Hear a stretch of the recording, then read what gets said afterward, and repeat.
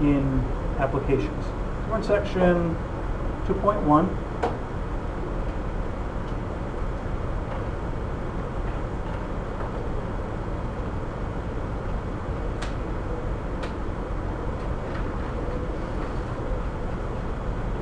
So the first thing we're going to do is define a polynomial function.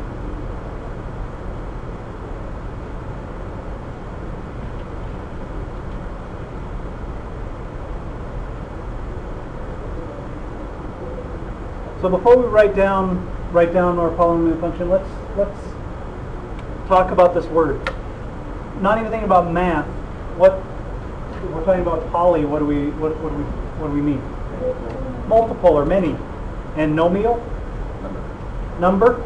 So it has to do. So there's it has to do with lots of numbers. The way that I remember it from when I was like in high school is my teacher said names, many names. But there are a lot of numbers, so it has to do with a lot of things that we put together. So polynomial function is going to be a function that has this form.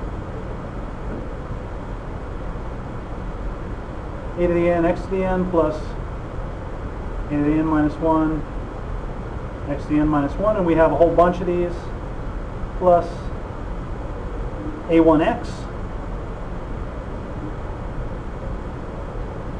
plus a0. And the a's are just numbers, and n just tells what place it is in our polynomial. This could be a10, a9, a8, da da da da da, but they're just numbers. So a sub n's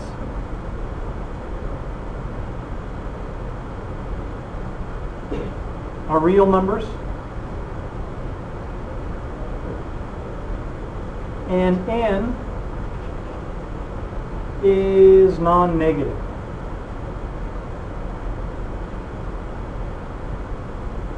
So that means it can be 0, but it's not negative. 0 is non-negative.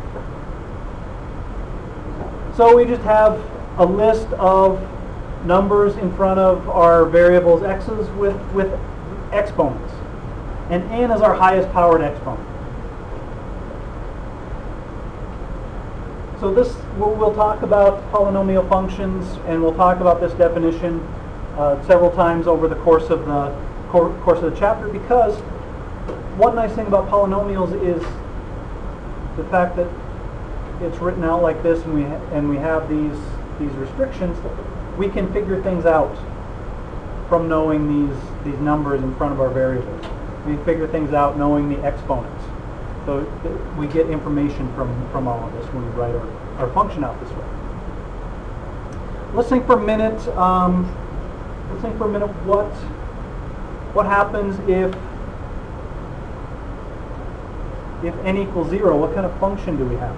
So if our highest exponent on x is 0, what kind of function do we have?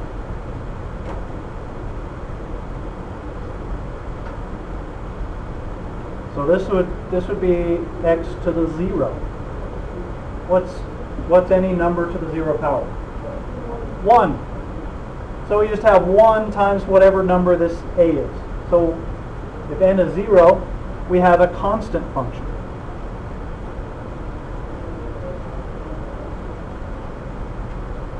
So we'd have f of x equals 5, for example. So we just have a constant. How about if n equals 1? If the highest exponent, the highest power on our variable is 1, what kind of function do we have?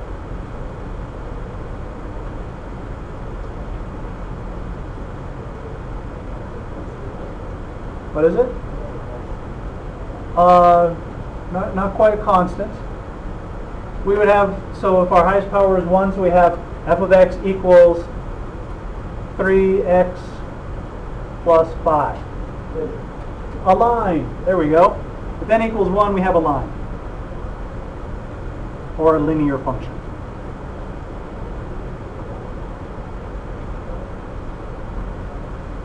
So those are couple of kinds of polynomials that we're already familiar with.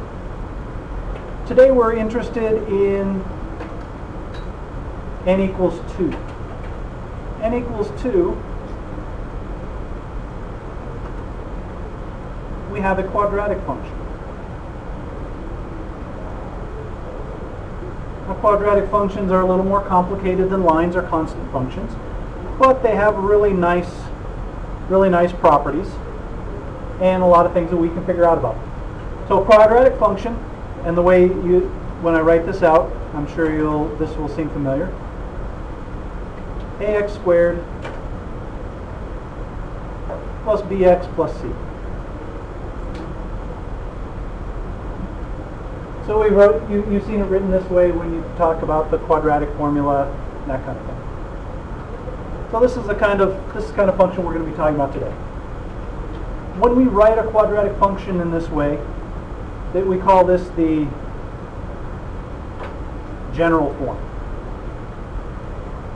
So when you're going through your problems, the book will say, here is a quadratic in general form, or write your quadratic in general form. So that's what they mean in this form.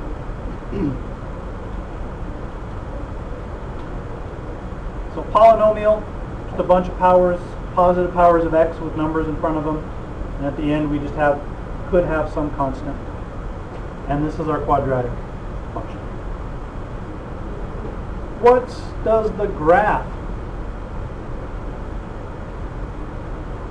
of a quadratic function look like? What is it?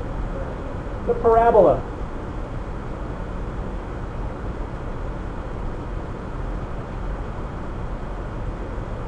All right, so let me just sketch a quick graph, this nice, easy quadratic function. So this is y equals x squared. Nice, easy quadratic function. What do we call this point? That's the vertex. And what do we call this line here? Here it just happens to be the y-axis, but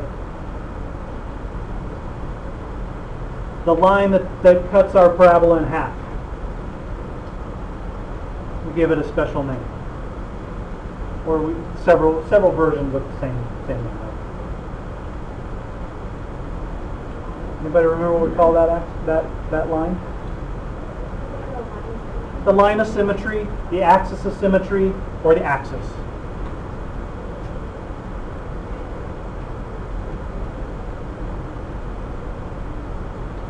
So any of those would work. Axis of symmetry, line of symmetry, any of those mean the same thing. So the line that cuts it in half is one of those things. So it has something to do with the symmetry of the graph. So if we have f of x equals ax squared plus bx plus c, what tells us if it opens up or down? The negative or positive in front of the a. So if a is positive,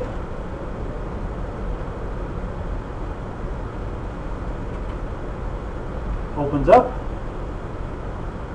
A is negative, our parabola opens down.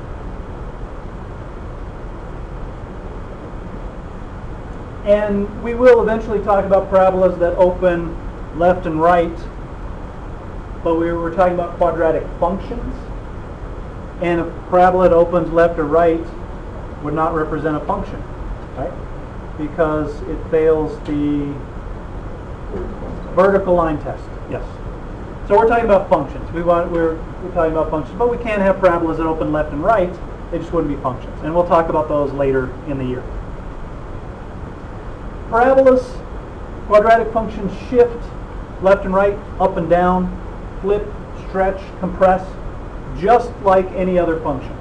I passed out a handout last week, I think it was, that talked about shifting functions, transforming functions. Parabolas transform just like any other function. So I'm not going to go into a lot of detail about transformations. Parabolas, left, right, up, down, flipping, stretching, compressing. It's just like any other function you've ever talked about with transformations. But what we do want to be able to figure out about parabolas, about quadratic functions is if we have this general form, how do we find the vertex?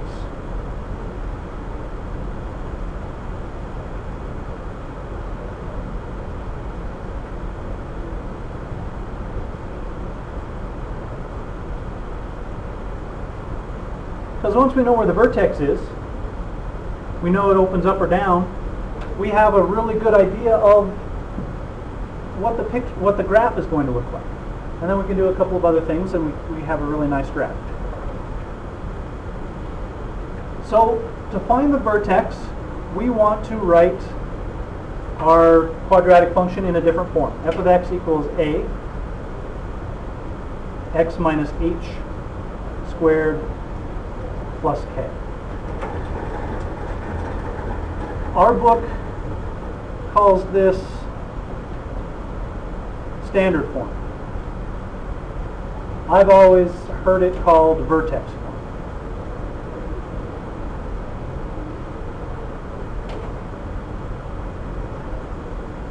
So standard form, vertex form mean the same thing. If I have my quadratic function written this way, where's the vertex? HK. So we can take the vertex right out of this form.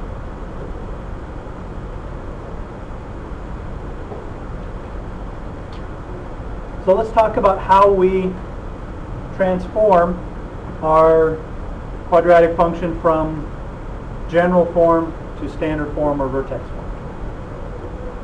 It involves one of our favorite algebra techniques. So we'll do a couple of examples.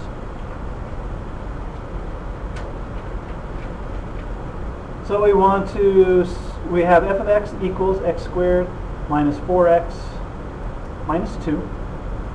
And we want to find the vertex and sketch a graph.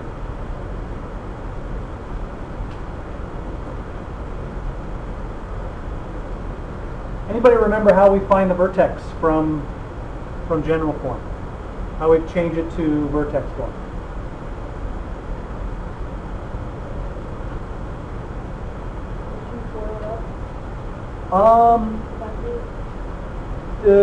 It's related to factoring, but not quite factoring. Yeah. Complete the square. Yes. So we complete the square.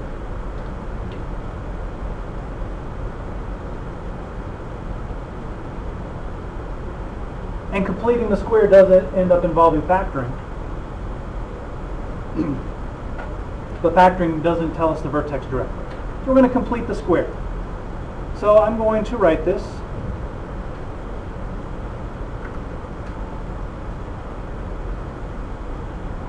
And when we complete the square, I'm going to, just to help us remind us, we're only working with the x squared and the x terms. That's all I have to worry about for completing the square. Now I have to do some other things with the other parts, but this is really all I'm worried about. So if it helps you remember, you can put parentheses around there. So nothing happens to the x squared. Nothing happens to the 4x part. What do I do here to complete the square? Do we remember? Half the middle term, square it, and then I'm going to add it. So negative 4 divided by 2 is negative 2. Square that. I get 4, and because I'm completing the square, I want to leave this f of x part by itself. So I add 4 here. I want to end up the end result being that I haven't done anything to the function. So I'm going to subtract 4. So add 4, subtract 4, adding nothing to the function. But I'm just adding 0 in a convenient way. And then I still have that minus 2 out there. Well, now I can factor this parentheses. This parentheses is a perfect square. So how do I factor that?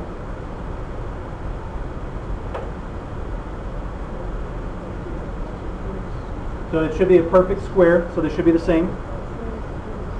X minus 2 squared. And then I have a minus 6.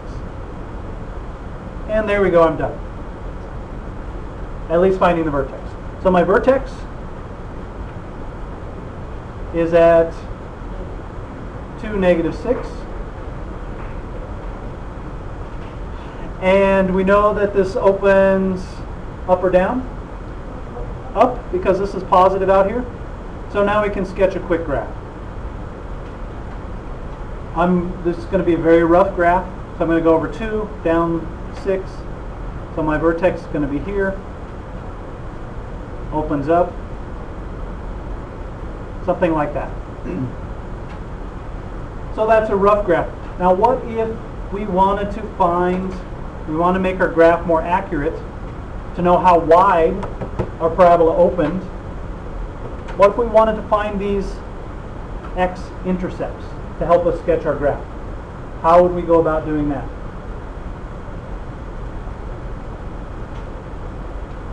Mary? Perfect. At the x-intercepts, y equals 0.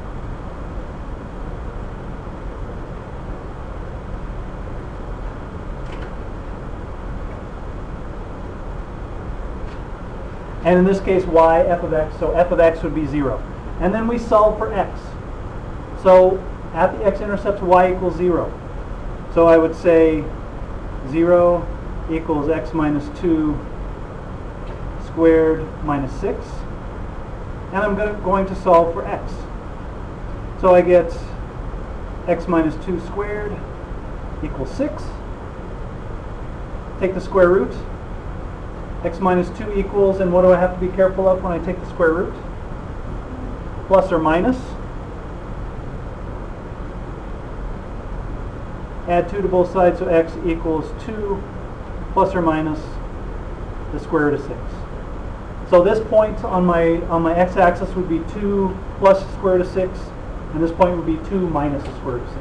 We could plug that into our calculator to get a decimal for that if we wanted to get the exact points. So the x-intercepts to help us sketch the graph are where y equals 0.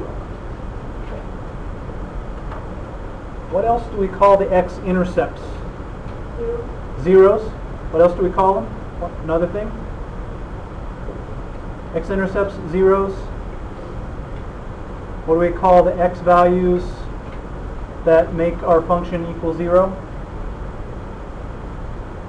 Starts with an S. Solutions. X-intercept. Zeros. Solutions. And we'll also see, and something that we talked about that we've done before, also has to do with the factors. X-intercepts, zeros, solutions, factors are all related. They're really all talking about the same thing. So the x-intercepts, find when y equals 0. Questions on that example? All right, let's do a trickier completing the square. So we have f of x equals minus 2x squared minus 4x plus 1. And we want to write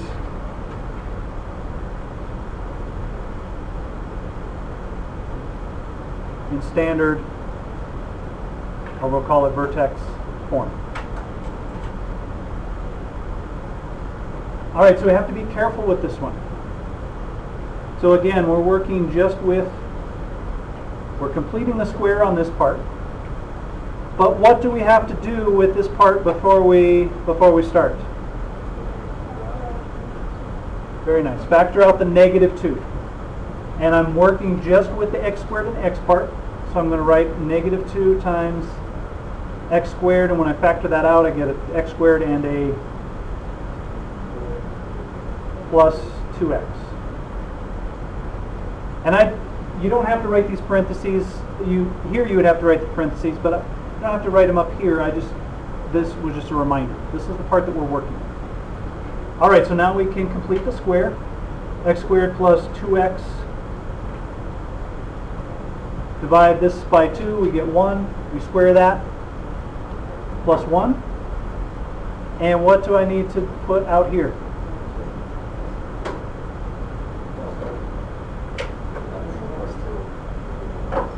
Plus 2.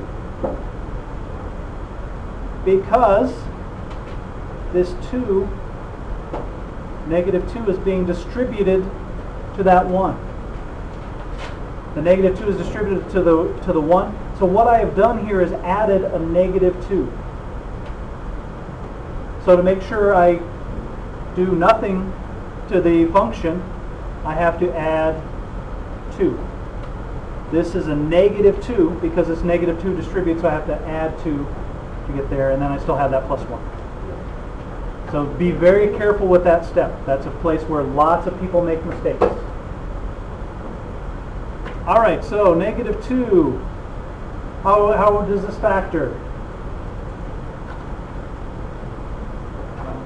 X plus 1 squared plus 3. And now I have our vertex. Now we have it in vertex form. And we know that it opens down. We know the vertex is at negative 1, 3. We could find the intercept, x-intercepts, if we wanted to help us sketch the graph. Does a quadratic function always have x-intercepts? No? Doesn't have to have x-intercepts. The graph, and this doesn't necessarily have to do with this problem, the graph could look like this. Could look like this. Wouldn't have x-intercepts. So they don't have to have x-intercepts. Now, thinking back to the solutions or the zeros, if I use a quadratic formula to find the solutions or the zeros of these functions, what would happen? X equals, I wouldn't get a 3 or a 7 or a 4.2. What happens with the quadratic function when I don't have real zeros? Non-real. We get a square root of a negative in our quadratic formula. And our answer turns out to be like 2 plus or minus 3i or something like that. And we'll talk more about that later. So when there are no x-intercepts, we get imaginary zeros. So just kind of giving you a little preview. All right, questions on this example?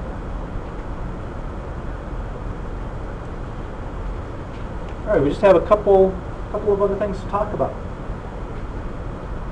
Let's look at another example of finding an equation. We want the standard form.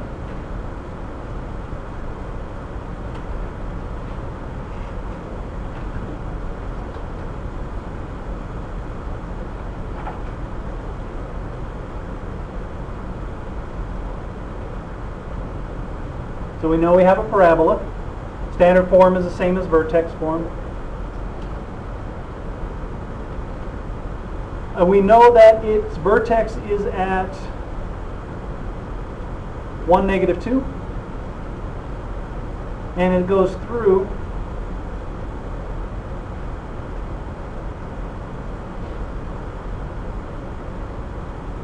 the point 36.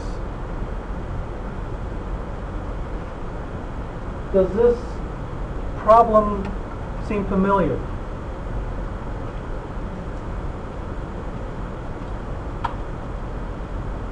Where did we see this one before? Or one like this one? This one wasn't on the quiz, but how about on the sailboat problem? Weren't there a couple of parabolas on there? We could pick out the vertex, pick out a point that it goes through, and it asked to write the equation of the graph. So very similar to one that was on the summer packet. All right, so we know we need the standard form and the vertex form. So let's write down that form to begin with. So vertex form is A times, what is it? X minus H plus K. Well, we already have some of this, don't we? What part of this do we have already? H and K. So we're almost done. So we already have h, and k. So let's plug those in. X minus 1 squared plus negative 2. We don't know a yet. How can we find a?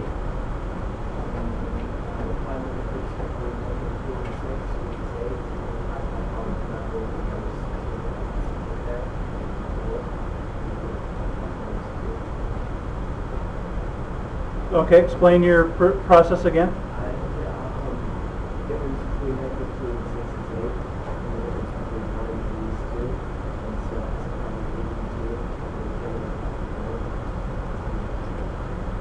Okay, so you're thinking about how where the point is and how the function works and how far it's traveling from the vertex. Okay, that is I wouldn't have thought of it that way, but that's a pretty awesome way to do it. That's nice. How would you do it? Plug the 3 and 6 in for x and y. So we have an x and we have a y, and I think is kind of what you're doing, just you're doing kind of a shortcutted version of that. So we're just going to plug in the point 3 and 6. So I'm going to say 6 equals a times 3 minus 1 squared minus 2. So 6 equals 3 minus 1 is 2. 2 squared is 4. So 4a minus 2. So 4a equals 8 and a equals 2, just like you said. So my equation, f of x equals 2 x minus 1 squared minus 2.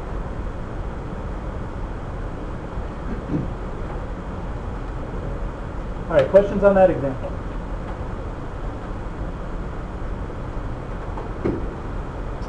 Okay, one last thing to talk about with quadratic functions today is maximums and minimums.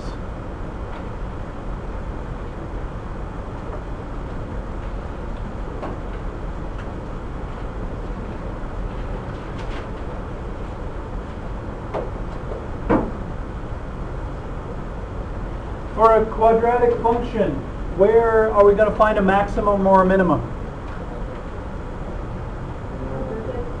At the vertex.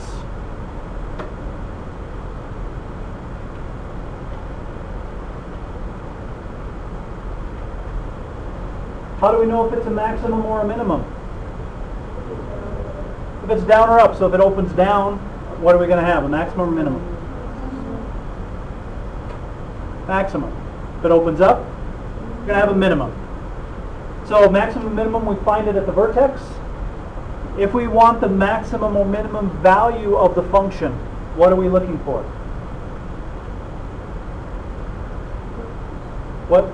So the vertex, what part of the vertex?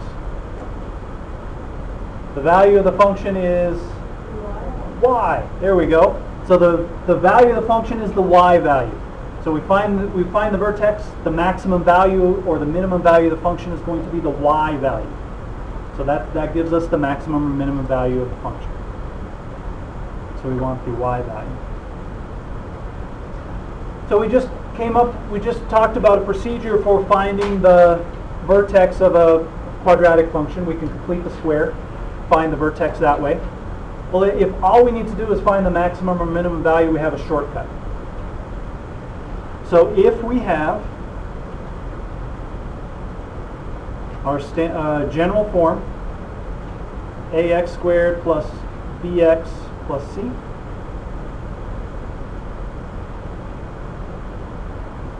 our vertex is at the point negative b over 2a, and the y value is our function value at negative b over 2a.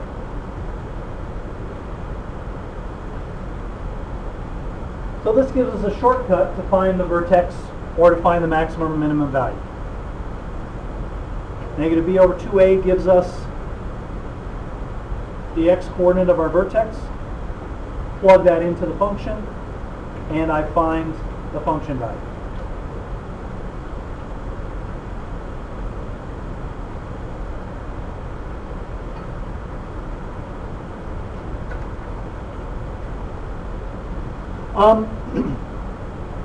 So looking at this, anybody have you seen before, or do you know where? How do we come up with this?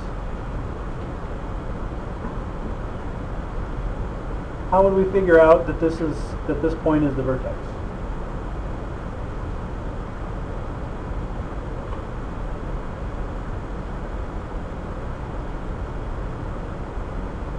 Any ideas?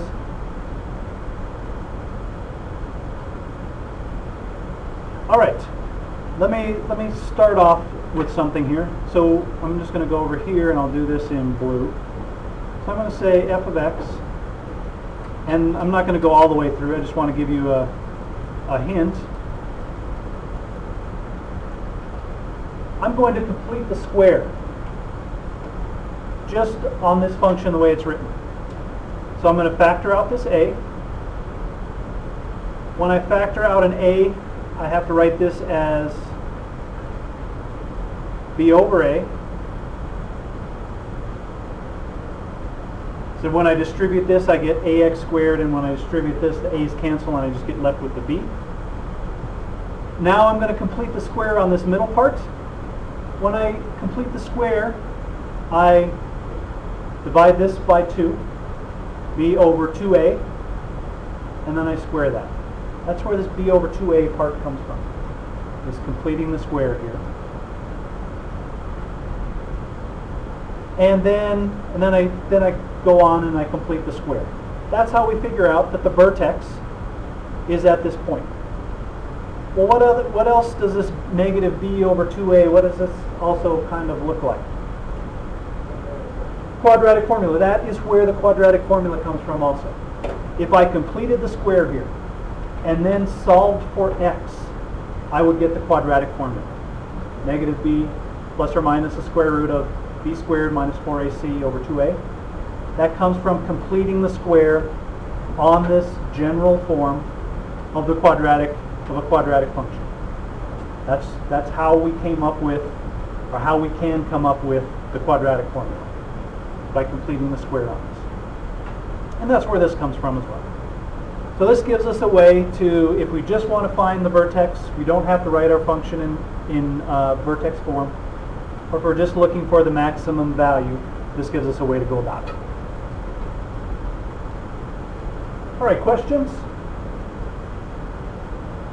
Okay. Homework.